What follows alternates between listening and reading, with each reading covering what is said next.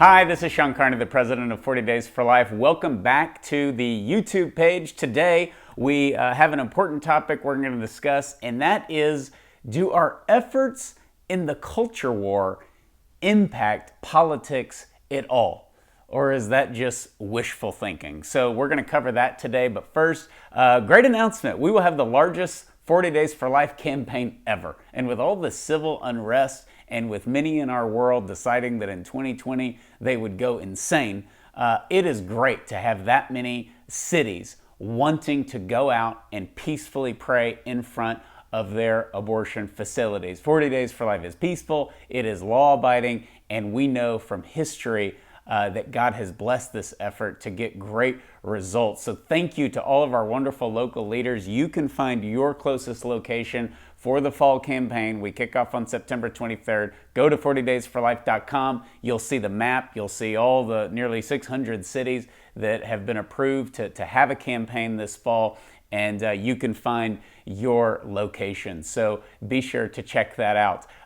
We often say that we need to build a culture of life. And when we build a culture of life at the grassroots level, that will, over time and generations, change our policies and our politics. That's the heart of America, no matter what your cause may be. If you change hearts and minds, it's not just a cliche, that will infiltrate the political realm no matter what your issue is. And that is true. And I think we just got a great another confirmation of how changing hearts and minds at the local level can influence politics and certainly give the pro-life movement a platform in politics. And that was that the first ever former Planned Parenthood director will speak at the Republican National Convention next week. So it was announced recently that Abby Johnson will be speaking at the Republican National Convention. And that is a great victory, no matter what your politics are, for those of us in the pro-life movement, and for those of you who pray alongside so many people in front of abortion facilities. That is how I met Abby, was going out and praying in front of her abortion facility.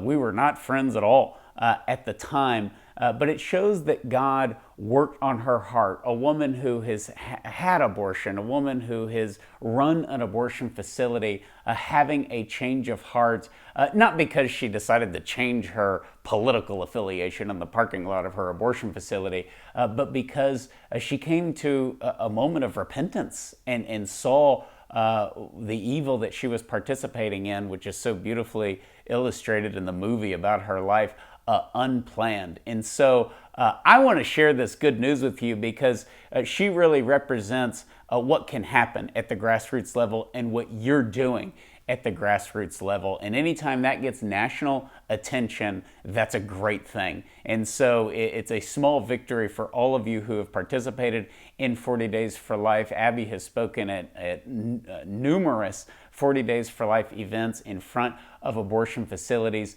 And it's great just to not see another political talking head, but somebody from the grassroots like Abby be given a platform like that. So it truly is a movement of converts. I say that a lot with the pro-life movement. It's not a movement of a bunch of self-righteous Christians trying to tell everybody else how to live.